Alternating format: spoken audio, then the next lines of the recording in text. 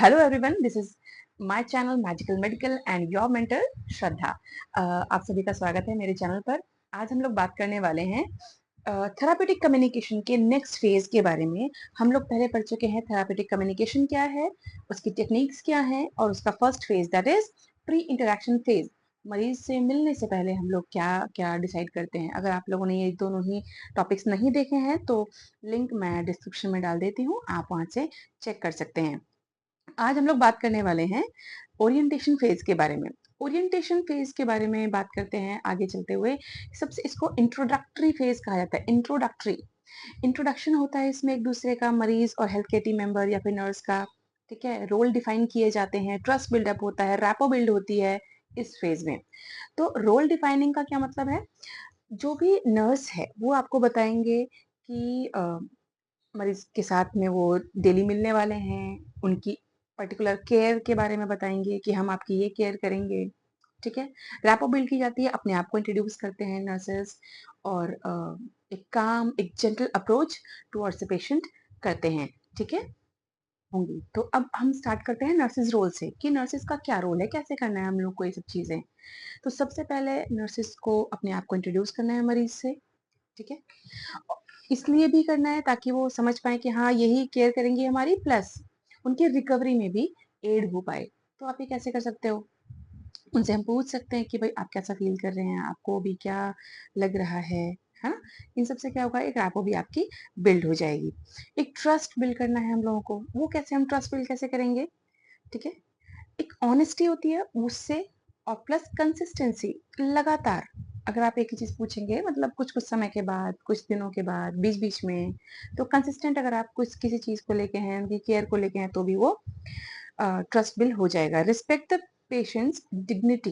बेटा पेशेंट की डिग्निटी को रिस्पेक्ट करना बहुत ज्यादा जरूरी है, क्योंकि उनको ऐसा लगता है कि क्या हमारी ये कद्र नहीं करते, क्या हम इस बीमारी से, इस परेशानी से जूझ रहे हैं, तो क्या ये हेल्थ केयर टीम मेंबर्स हम लोग को रिस्पेक्ट नहीं करेंगे?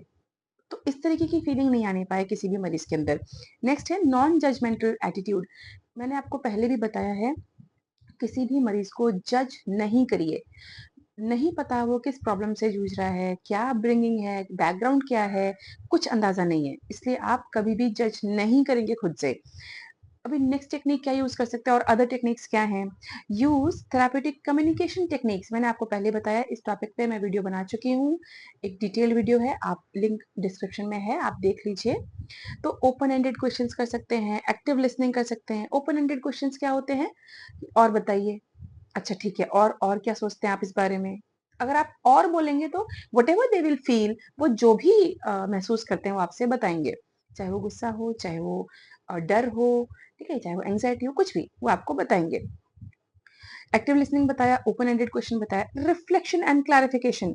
रिफ्लेक्शन एंड क्लैरिफिकेशन मतलब क्या होता है? क्लैरिफिकेशन मतलब जो भी वो बता रहे हैं क्या वही आप समझ भी रहे हैं? तो आप उनसे पूछिए कि अच्छा तो आपने ऐसा ही कहा है ना, अच्छा तो आप यही कह रहे हैं ना। तो ये हो गया क्लैरिफिकेशन। रिफ्लेक्शन मतलब सेम एज इट इज जो उन्होंने कहा है वो आपको समझ में आया है कि नहीं, ठीक है। ओके, नेक्स्ट है एम्पैथी एंड एक्सेप्टेंस। एम्पैथी, बेटा मैंने हमेशा आपको बोला है कि उसकी जगह पे खुद को रख के देखो एक बार कि वो क्या फील कर रहा होगा इस समय पर। तो आपको वो जैसा भी है आप एज इट इज उसको एक्सेप्ट कीजिए, ठीक है। तो इससे भी क्या होता है, आपकी जो ट्रस्ट बिल्डिंग है वो भी हो जाएगी। Assess the patient mental state. बेटा अब नेक्स्ट अदर एक्टिविटी है हमारी, हम क्या कर सकते हैं उनके लिए? मेंटल स्टेटस कैसे एग्जामिन करेंगे हम लोग? उनके मूड को, उनके फियर को हम लोग को आइडेंटिफाई करना है, थॉट प्रोसेस को, और कॉन्फिडेंशियलिटी लिमिटेशंस। बेटा कॉन्फिडेंशियलिटी लिमिटेशंस का मतलब ये है कि उन्होंने आपको जो भी बताई है अपने सीक्रेट्स, प्लीज आप उनको अपने तक ही सीमित रखिए, अनटिल अनलेस आपको अपने साइकेट्रिस्ट को बताने की जरूरत है कि नहीं। तो मूड्स आप कैसे बात कर सकते हो, उनके फियर कैसे जान सकते हो? तो मूड आप उनके एक्सप्रेशन से देख सकते हो, उनकी बातों से समझ सकते हो, प्लस उनके थॉट प्रोसेस, किसी भी पर्टिकुलर टॉपिक पर वो क्या सोचते हैं, उनके क्या विचार हैं, ठीक है। तो आप ये इस तरीके से आप उनका मूड देख सकते हो। ये तो हो गया नर्सेस का रोल, ठीक है। अब हम आते हैं पेशेंट रोल पे, उसको क्या एक्चुअल करना चाहिए या फिर वो यूजुअली उसके लिए क्या असाइंड वर्क है? तो basically to share the personal experiences. हमने पूछा उनसे, है ना? नर्सेस ने उनसे पूछा। अब उनका क्या काम है कि वो हमें सही-सही जो फ़ील कर रहे हैं विदाउट एनी ट्रिक और मैनिपुलेशन वो हमें शेयर करें, ठीक है? उनके एक्सपेक्टेशंस क्या हैं, उनके कंसर्न क्या हैं या फिर उनका रुचि किस तरफ है, उनकी उम्मीदें क्या हैं, वो सब हमें बताएँ। ये उनका एक कैटेगरी ऑफ रोल है। Developing trust in the nurse, तो वो नर्सेस के बातों के अंदर, उनके क्वेश्चन, उनकी केयर के अंदर भी मरीज को इंटरेस्ट आना चाहिए। अदरवाइज क्या होगा, अगर नर्स कोई ग्रुप एक्टिविटी कराने वाली है और उनको इंटरेस्ट नहीं आ रहा है, तो हमारा वहीं पर ही ट्रीटमेंट हिंडर हो जाएगा, ठीक है, हैम्पर हो जाएगा। नेक्स्ट है participate in setting goals for therapy, ठीक है। अगर हम लोग चाहते हैं कि इंडिविजुअल बात हो, है ना? हम लोग चाहते हैं कि वन टू वन बात हो मरीज से, लेकिन मरीज कह रहा है कि नहीं हमें फैमिली के साथ बात करनी है, ठीक है? तो उससे क्या होगा, नर्सेस को भी एक गाइडेंस मिल जाएगी कि पेशेंट कुछ अपने विषय में कहना चाहता है या फिर हो सकता है किसी से काउंटर करना चाहता है कि आपने ऐसा क्यों किया, आपने ऐसा क्यों किया, बशर्ते कि वो जो हम कह रहे हैं उसके साथ साथ अपनी भी इच्छा को जाहिर करे। इतना ही है कि जो नर्स प्लान कर रही है उसके साथ साथ और क्या करना है या फिर उसकी जगह पे कुछ और करना है तो वो मरीज बताए। Express fear, doubts and hesitations, अगर मरीज को लगता है कुछ भी ऐसा कि उसको डर लग रहा है, ठीक है, अगर आपने कभी देखा होगा इलेक्ट्रोकन्वल्सिव थेरेपी, पेशेंट को इलेक्ट्रिक शॉक दिया जाता है, तो वो उसके बारे में डर सकता है ना? डरा हुआ हो सकता है, तो वो बताए कि मुझे इस चीज़ से डर लग रहा है, तो what we can do is we can clarify the procedure. हम लोग प्रोसीजर को क्लैरिफाई कर सकते हैं कि हम आपके साथ रहेंगे, आपको चिंता करने की ज़रूरत नहीं है, वो एक ऐसा प्रोसीजर होता है, ये ऐसा है और उसके बाद की केयर भी ऐसे हम लोग आपके साथ रहकर करेंगे आपकी, है ना? तो हम उसको क्लियर कर सकते हैं। डाउट्स कि ये दवा कैसे है, वो दवा कैसे है, हम यहाँ पे क्यों आए, वो पूछ सकता है, डेफिनेटली वो पूछ सकता है, ठीक है। प्लस उनके एक्सपेक्टेशंस क्या है वो भी वो बात कर सकते हैं, अपनी हेजिटेशंस को भी वो डेफिनेटली हमसे शेयर करके क्लियर कर सकते हैं। अब पेशेंट रिएक्शन हो क्या सकता है, अभी तक क्या था, नर्सेस का रोल हमने पढ़ा, हमने पेशेंट का रोल पढ़ा, अब पेशेंट का रिएक्शन क्या हो सकता है। अब ये तो बड़ी अच्छी अच्छी बातें थी, नर्सेस को लगा कि भाई चलो ठीक है, जाना है, ऐसे काम करके आना है, लेकिन हो क्या सकता है, पॉजिटिव कोऑपरेशन। पॉजिटिव में क्या हो सकता है, मरीज हो सकता है आपको कोऑपरेट करे, आपको ओपननेस अपनी दिखाए और विलिंगनेस भी दिखाए ट्रीटमेंट के लिए कि हाँ ठीक है आपने कहा है सिस्टर तो मैं ये ले लेता हूँ दवा। नेगेटिव यानी कि हम लोगों के लिए नेगेटिव क्या है, हो सकता है वो सस्पिशन क्रिएट करे, हो सकता है वो कहे कि इसमें जहर है, मैं नहीं खाऊंगा दवा, कि तुमने मुझे यहाँ पे क्यों बांध के रखा है, तुम मुझे मार दोगी, कुछ भी हो सकता है। तो ये चीजें हमारे लिए ठीक नहीं है, ये नेगेटिव जो है रिएक्शन है मरीज का हमारे लिए।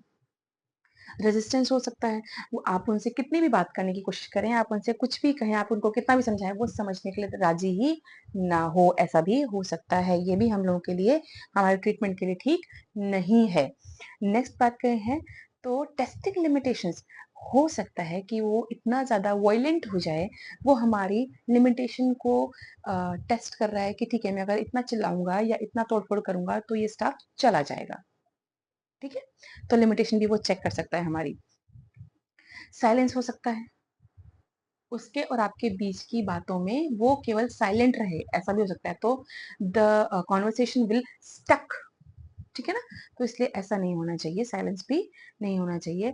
और हो सकता है वो मरीज अपने आप को होस्टाइल कर ले, अकेला रहना पसंद करे, तो ये भी हम लोगों के लिए ठीक सिम्टम नहीं है। अब नेक्स्ट हमारा टॉपिक आता है चैलेंजेस।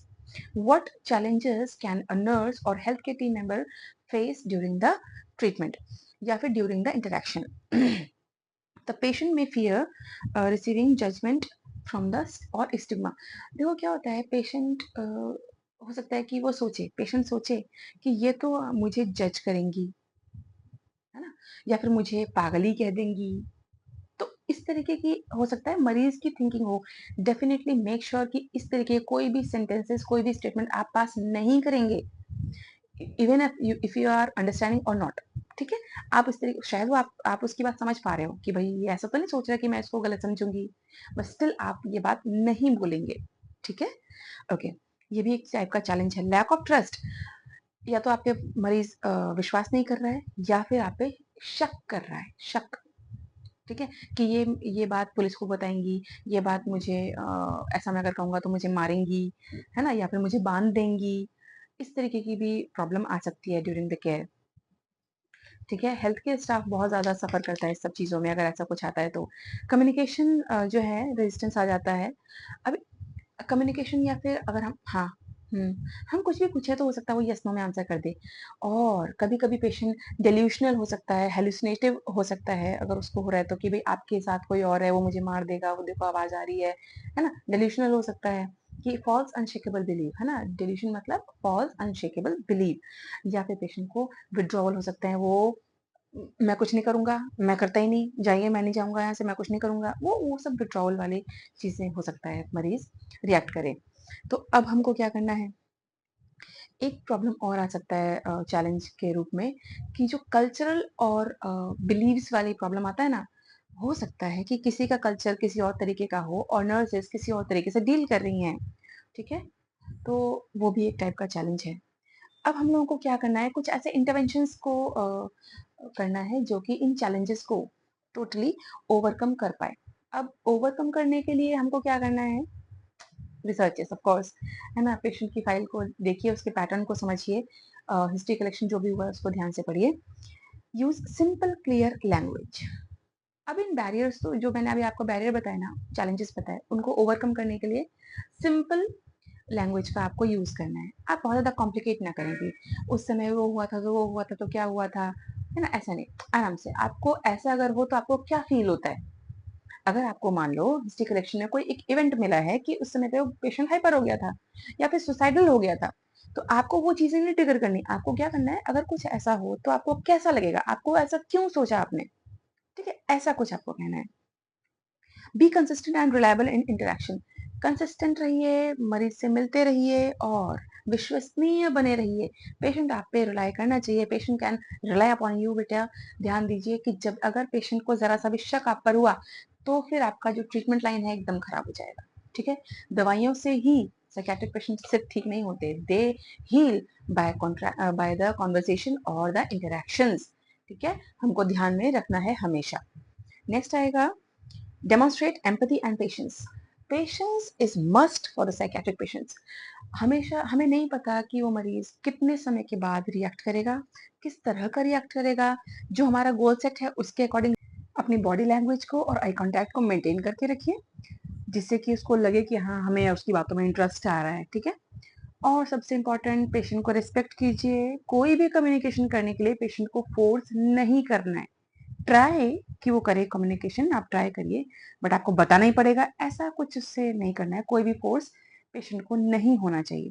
ठीक है, ये था ओरिएंटेशन फेज कि जब भी health care team member patient से फर्स्ट टाइम मिलेंगे तो क्या क्या होगा और किस तरीके से काम होगा। नेक्स्ट हम लोग बात करेंगे वर्किंग फेज के बारे में। अंटिल नेक्स्ट वीडियो, आप इन सब चीज़ों को रिवाइज करते रहिए, मेरी प्रीवियस वीडियोस देख लीजिए, चैनल को लाइक और सब्सक्राइब कीजिए, शेयर कीजिए उनके साथ जिनको इनकी ज़रूरत है। तो तब तक के लिए this is your mentor signing off. Bye bye.